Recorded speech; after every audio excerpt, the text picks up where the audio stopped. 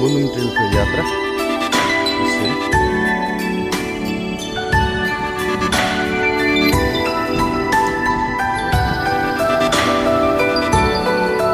मुन्नुम trail जाँदाको यात्रा खलगढीबाट किलोमिटरसम्म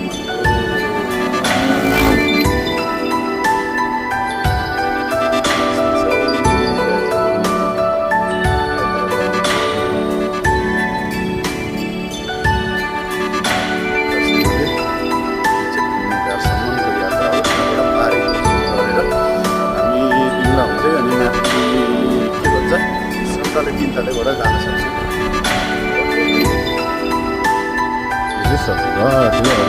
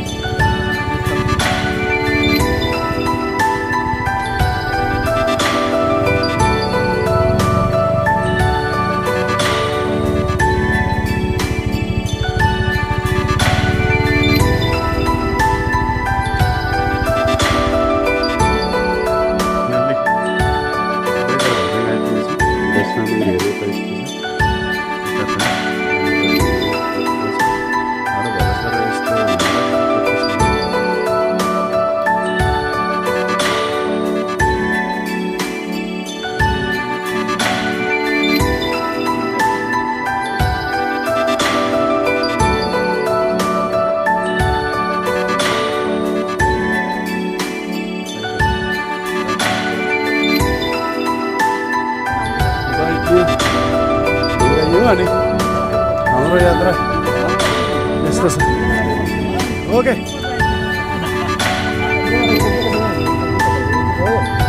यो कुन हो?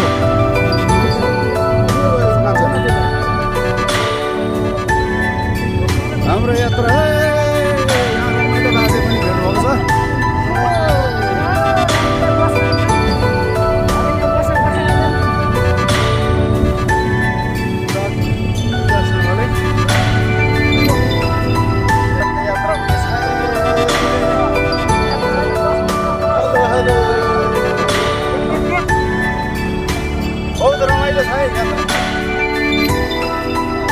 अविस्मरण एरिया हुन सक्छ।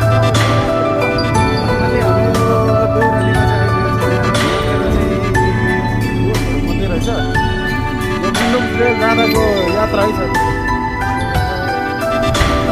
जाँदाको हाम्रो टिमहरू सबैजना छौँ त्यतातिर। आज थोरै यात्रामा सहायता गर्यो हामीलाई ट्र्याक्टरले। हामीले यो तलदेखिको पैदल यात्रालाई चलाउनु चाहिँ तर हामीलाई ट्र्याक्टर माथिसम्म जाने भएकोले अवसर भयो। यो चाहिँ एकदम धेरै धेरै धन्यवाद।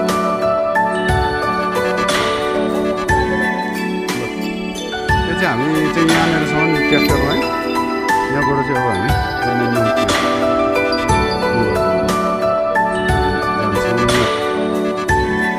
हाम्रो टोलीहरू गयो मुन्नुम ट्रेलको यात्रा सबैजना। हामी यता ट्र्याक्टर छोडेर देउरालीबाट बिस्तारै भलासरको चाहिँ यस्तो छ। हाम्रो पखेरी जोगी चाहिँ यसरी आउनुभएको छ एकचोटि हाम्रोतिर। तर मुन्नुम ट्रेल जाँदाखेरि हाम्रो बिस्तारै जान्छौँ तर रमाइलो तरिकाले जान्छौँ। यस्तो छ हाम्रो यात्रा हुँदैछ। यात्रा माथि मुन्नुम ट्रेल चाहिँ अब रमाइलो छ एकदम रमाइलो। यात्रा गर्नु होला सबैजनाले। के भन्नु साँच्चै नै स्वर्गकै टुक्रा जस्तो हो भन्छन् सबैजनाले होइन नमुना झलक देखिन्छ थालेछ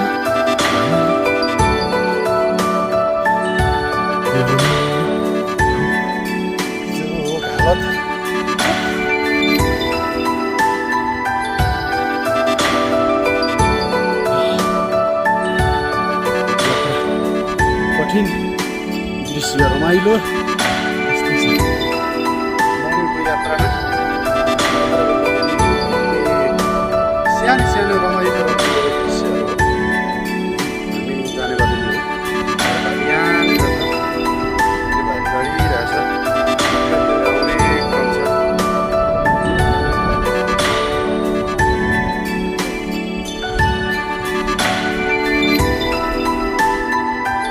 यसलाई चाहिँ थोरै मिहिनेत गरेर हामीले बनाइदियौँ भने हाम्रो भलासरबाट चाहिँ ढुङ्गे धाराको एउटा गीत पनि आएको छ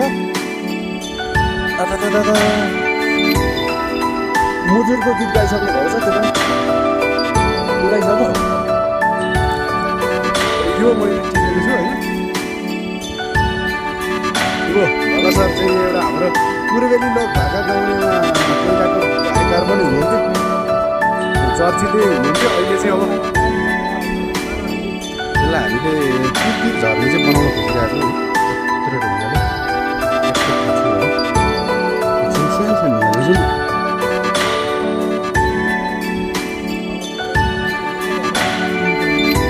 फाइनल्ली पानी आएको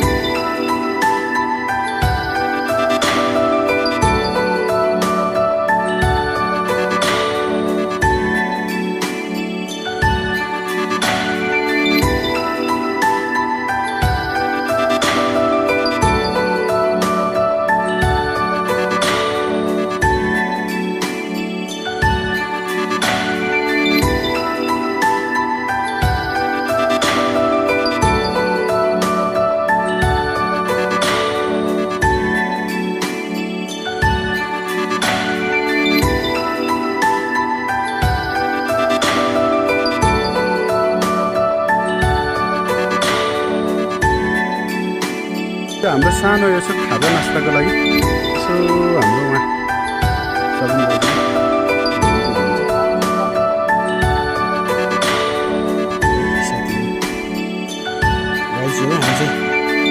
उकालो चढिसकेर थोरै भए पनि त्योसँग सास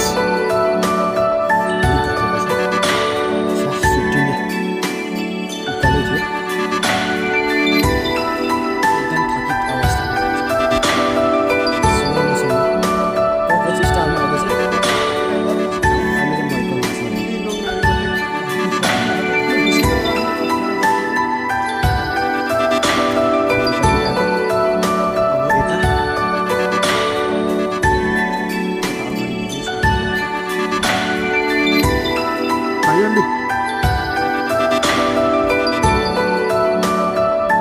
फाइनल्ली हामी के हो चौरी हो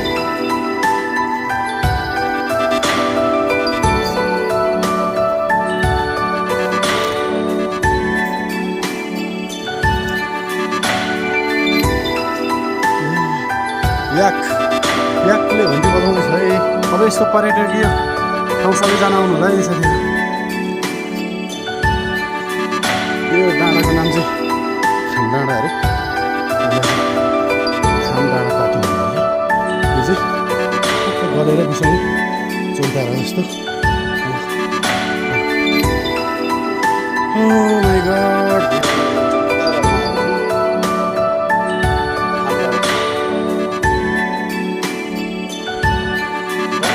यात्रा हुँदैछ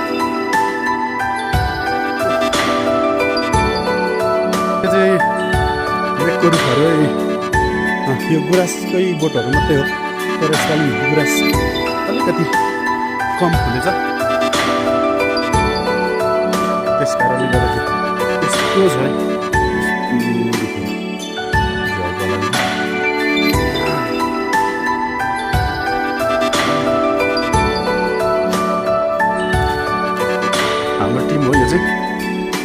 दिन त गाई कान्छ भागी बोकेकोले गर्दाखेरि राम्रै दबाउँदैछ। यात्रा रमाइलो छ। हामी आज सायद धेरै सङ्घर्ष गऱ्यो भने हाँसपोखरी पनि पुग्न सकिन्छ भन्ने कुरा चलेको छ। हेरौँ कहाँसम्म पुगिन्छ। मौसमले साथ दियो र हिँड्न सक्यो, स्वास्थ्यले साथ दियो भने हामी आज हाँसपोखरीको टार्गेट पनि हान्न सक्छौँ। त्यस्तै छ। सबैजना आउनु होला, एकदम रमाइलो छ ठाउँ। पोखरीमा गएर आज पौडी खेल्ने माछा मार्ने कुरा पनि चलेको छ।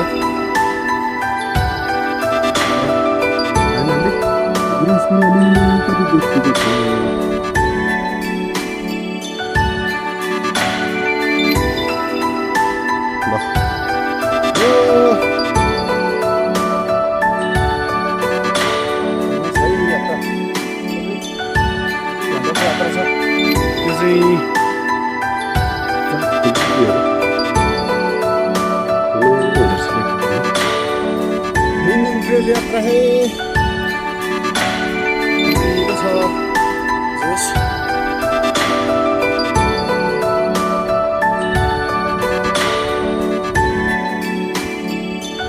हाम्रो डिब्रे गुराँसको घारीमा आएर यहाँनिर चाहिँ एकदम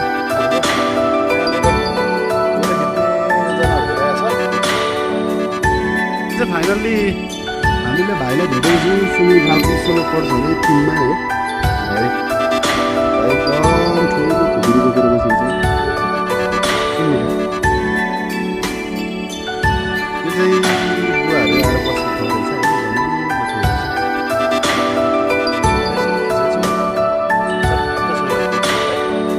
ओके टाटा बाई बाई। याद पनि भेटेको छ हामी यात्रामा। नानी नानी ठाउँहरू लेक धेरै रमाइलो छ यो ठाउँहरू।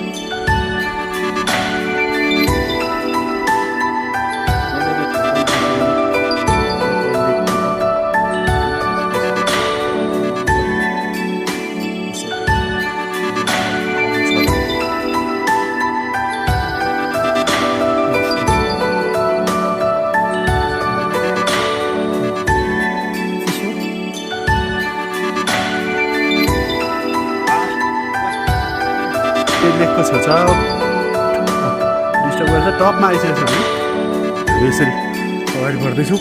हाम्रो चाहिने सक्छ भने लामाको हो, तामाङको हो कि गुरुङको कि शेर्पाको हो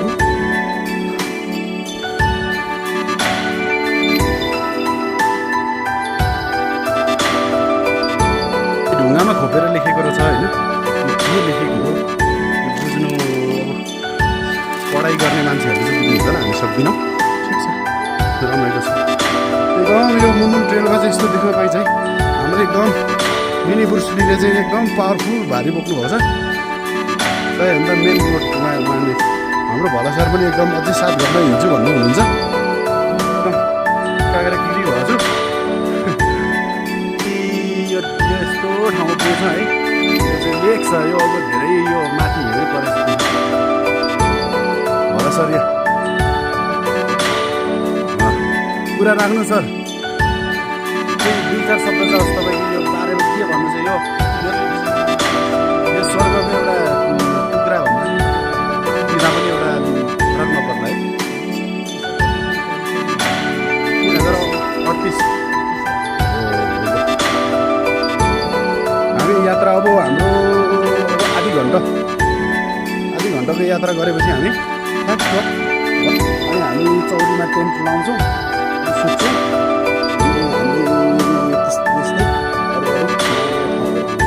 हाम्रो लगभग हप्ता दिनको यात्रा हुन्छ। आयो भने अझै हामीलाई मन लाग्यो भने अझै हामी बस्छौँ। फाइनल्ली हामी चाहिँ यो हिमालमा आइपुगेछौँ है। यस्तो रमाइलो छ।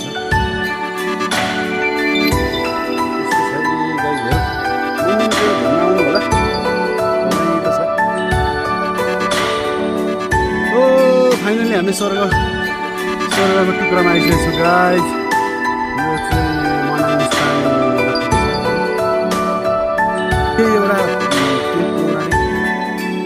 कुरा ढुङ्गा हानेर छिराउनु पर्छ अरे के होला यसमा कारणले हाम्रो टिमहरू छ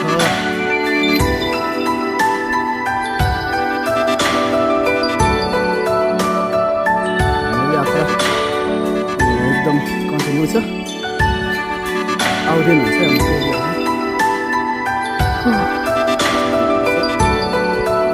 उडिहाल्छ के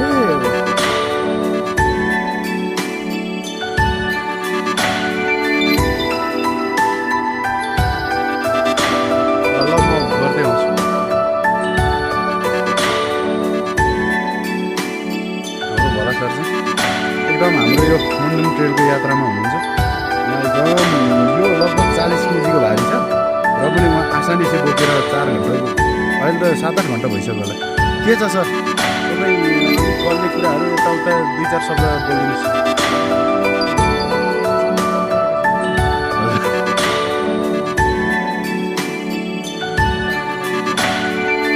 अरे खराब हुन्छ क्या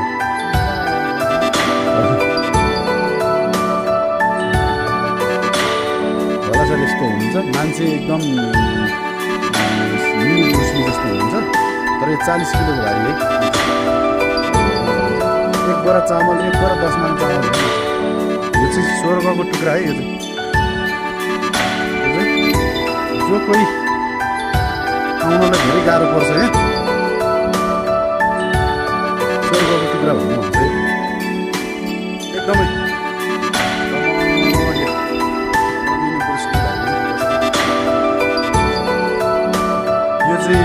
धेरै पुरानो यो के होला सभ्यता बोकेको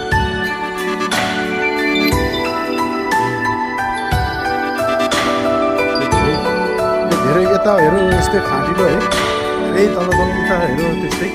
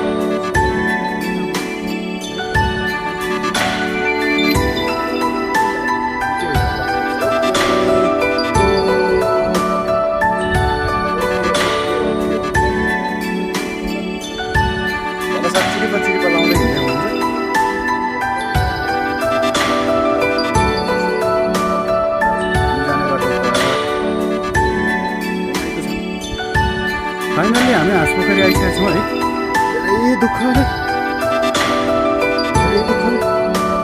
हाँसपोखरीमा आइपुगेका छौँ हामी चिसो अचम्मै त्यो हाँसपोखरी आउनुलाई एकदम भयो हाँसपोखरी चाहिँ किन भयो भन्नुहुन्छ भने तपाईँहरू यो चाहिँ हाँस रहेछ क्या हेर्नुहोस् ल यो चाहिँ हाँस रहेछ है